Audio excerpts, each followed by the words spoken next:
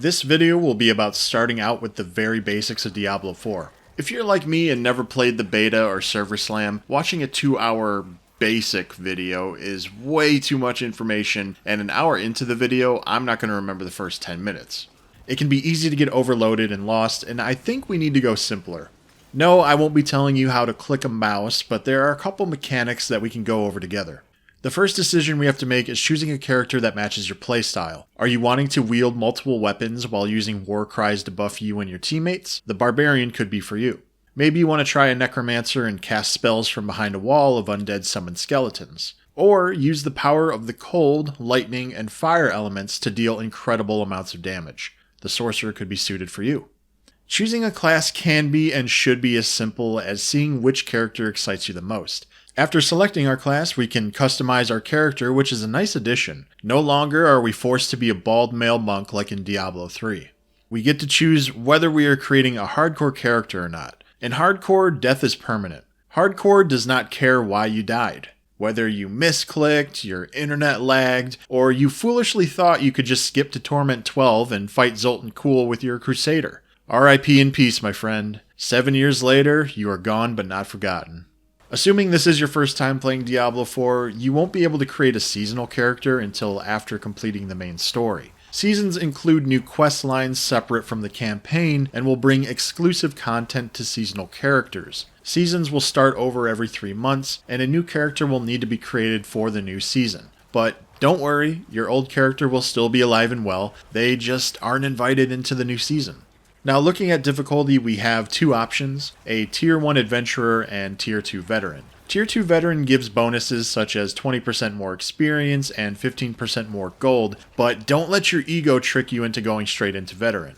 Even though you may get more experience, is the extra time taken to kill those monsters worth it?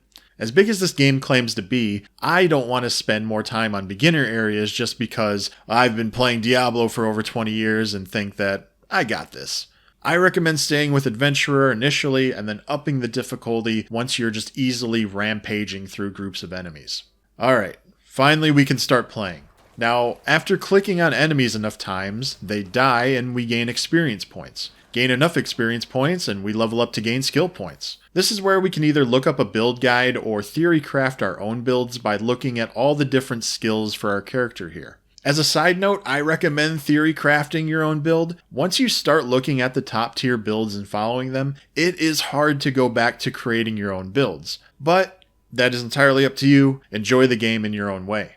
We start off in the basic skills and need to put in 2 skill points here to unlock the next node. We can do this by selecting the same skill twice, selecting a skill and then the next skill in that specific branch, or by selecting 2 completely different skills, which is not really recommended.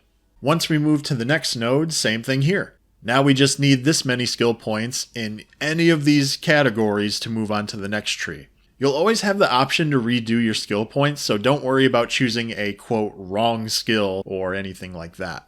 Going briefly into equipment quality, we have white common, blue magic, yellow rare, and orange legendary items. Typically, legendaries are better than rare, which are better than magic, and so on. So if you're unsure on what item to use, just follow the color chart and see which item has more stats, or really just what item has more words on it in general.